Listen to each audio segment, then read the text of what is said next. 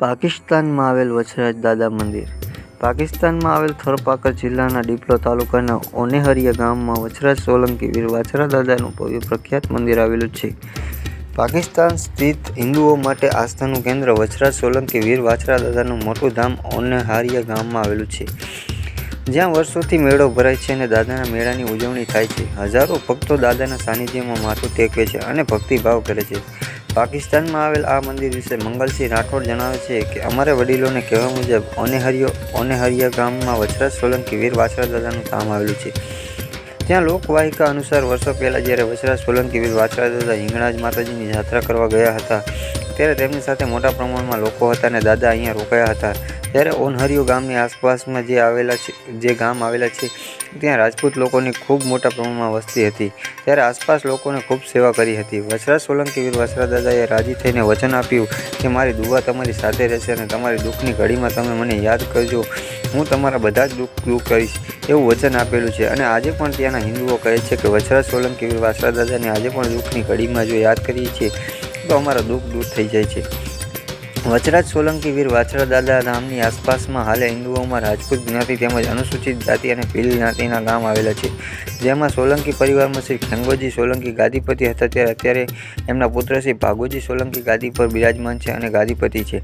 અનુસૂચિત જાતિમાં વાણિયા શાખ છે, જેઓ વછરાજ દાદાની સેવા કરે છે, જેમને ત્યાં પીર બુહારિયા તરીકે ઓળખવામાં આવે છે. અને ભીલ જ્ઞાતિમાં એક શાખ છે, જેમને ત્યાં ખાખિયા તરીકે ઓળખવામાં આવે છે, જેઓ પણ દાદાની હાલ સેવા કરે છે. બાબુજી રાઠોડ સાથે ભીલ પણ હતા, જે ખૂબ મોટો ઇતિહાસ જોડાયેલો છે. વછરાજ સોલંકી વીર વાછરા દાદાનો મેળો ભાદરવા મહિનામાં ભરાય છે, જ્યાં શ્રી જાનોજી સોઢાના પુત્ર પુરોજી દોદા શુદ્ધ ધૂપ અને પૂજા કરે છે. અને પુરોજી સોઢા પહેલાં ત્યાં જે પૂજારી હતા તેઓ બકરાની બલિ ચડાવતા હતા. વછરાજ સોલંકી વીર વાછરા દાદા ધામમાં અત્યારે બલિ પ્રથા બંધ છે. શ્રી વછરાજ સેવા મંડળ રાજપૂત બિરાદરી તરફથી મેળાના દિવસે મોટો ભંડારો કરવામાં આવે છે. આ મેળો વર્ષોથી ચાલુ છે અને આ મેળો એક દિવસ માટે હોય છે.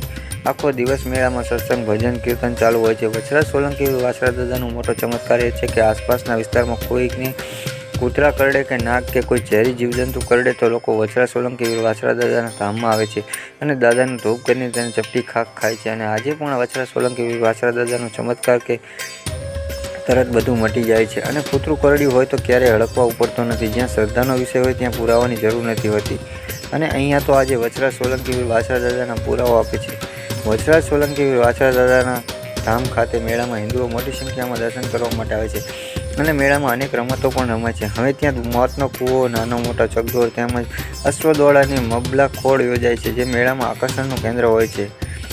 વછરાજ સોલંકી વીર વાછરા દાદા ધામમાં પાકિસ્તાનમાં અનેક લોકોની આસ્થાનું કેન્દ્ર આવેલું છે. જ્યારે આપણે મૂળ સ્થાનક કચ્છના નાના રણમાં આવેલ વછરાજ બેટમાં વછરાજ સોલંકી વીર વાછરા દાદા ધામ આવેલું છે, ત્યારે થોડા સમય પહેલાં પાકિસ્તાન સ્થિત આ વછરાજ સોલંકી વીર વાછરા દાદા ધામનો ફોટો વાયરલ થયા હતા. અને ફોટા ઉપરથી લાગતું હતું કે આ ફોટો પાકિસ્તાનના છે, પણ આ મંદિર ક્યાં આવેલું છે, એનો શું ઇતિહાસ છે, એ બધી બાબતોથી આપણે બધા જ અજાણ હતા અને ઉત્સુકતા પણ હતી જાણવાની. અનેક દાદાના ભક્તોને આશ્ચર્ય થયું કે પાકિસ્તાનમાં દાદાનું મંદિર અને આવડો મોટો મેળો ભરાય છે અને અહીંયા આપણા લોકો અજાણ હતા.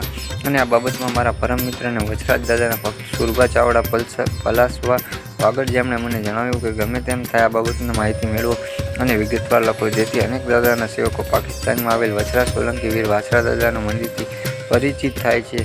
મેં બીડું પડ્યું અને આજે આપ સમક્ષ દાદાની કૃપાથી રજૂ કર્યું.